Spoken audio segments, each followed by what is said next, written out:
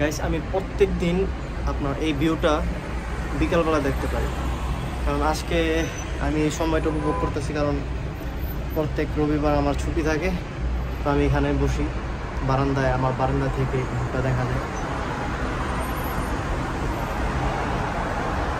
এই ভিউটা শুধু আপনার সন্ধ্যার আগ দিয়া বিকাল মুহূর্ত এই ভিউটা থাকে।